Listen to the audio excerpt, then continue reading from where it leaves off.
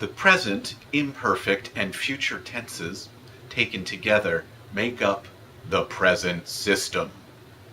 With the help of this hand on a stick and two orange skeletons, we will explore the forms of the present system. Let's begin by remembering some definitions.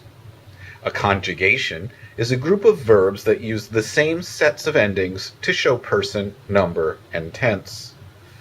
We've studied two conjugations so far, the first conjugation and the second conjugation. It's easy to tell what conjugation a verb belongs to.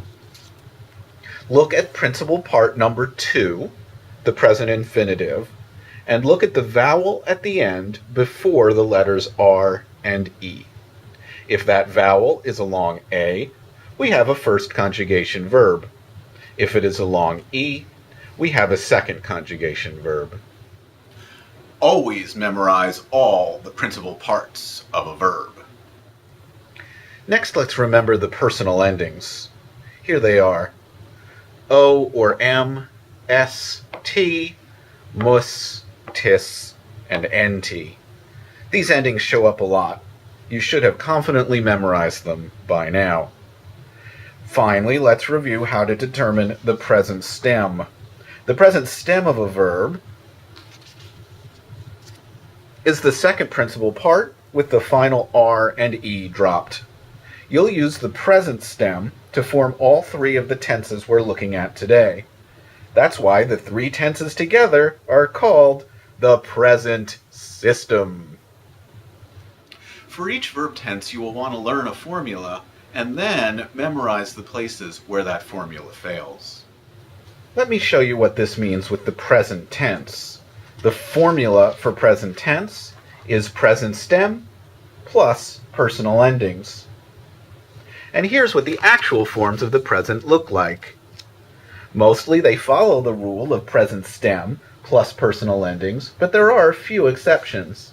See how in the first conjugation, though not in the second conjugation, the A drops out in the first person singular. And see how the vowels become short instead of long in the third person. Remember, the formula is a useful shortcut, but you are responsible for learning and recognizing the actual forms of the verb. Okay, how about the imperfect tense? Here is the formula: present stem plus the letters BA plus the personal endings. And good news, when we look at the imperfect tense in reality, we find that it follows the formula very closely. Our last tense of the present system is the future tense. The formula for the future tense is a bit like the imperfect. We have the present stem, followed by the letters BI, and concluding with the personal endings. But here are the actual forms of the future tense.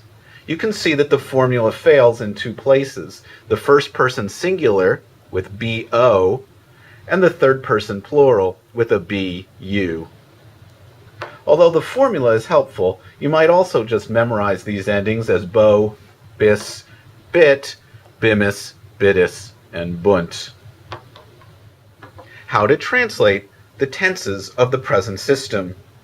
The present, I love, I am loving, or I do love. The imperfect, I was loving, or I used to love.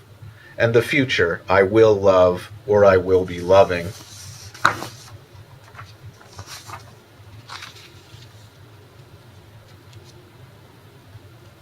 I love, you love, he, she, or it loves. We love, you all love, they love. And the imperfect, I was loving, you were loving, he, she, or it were loving.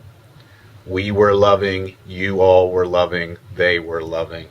And finally, the future tense. I will love, you will love, he, she, or it will love.